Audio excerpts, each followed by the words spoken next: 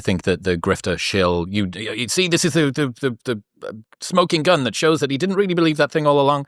Right. And I went to a retreat in LA a couple of years ago, and there was a guy that I used to follow, that a big business and productivity advice content creator, really, really successful, and he just totally stepped back from everything and went like monk mode and focused on his business.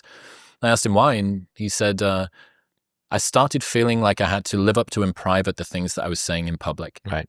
Yeah, it's a what was it that who said it? Was it Mencken that foolish consistency is a hobgoblin of little minds, right?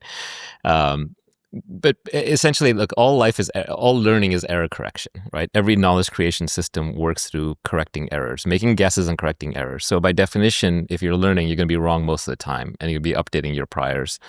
And so, for example, I did this Joe Rogan podcast, I don't know, it's like 8 or 9 years ago. And people will call out like the one thing that didn't turn out to be correct, right? And it's just like, and they just beat on it because it helps them in their mind raise their status a little bit. Aha, I caught him in an error. Well, I think if you catch someone in a blatant lie where they believe one thing and they say another, that's legit. That's a character flaw. They shouldn't be lying. But on the other hand, if they just made a guess at something and they got it wrong, and by the way, mostly it's about the AI AGI thing, and I think I'm still right about that, but it's a different story. People who think we have achieved AGI just fail a Turing test from their side.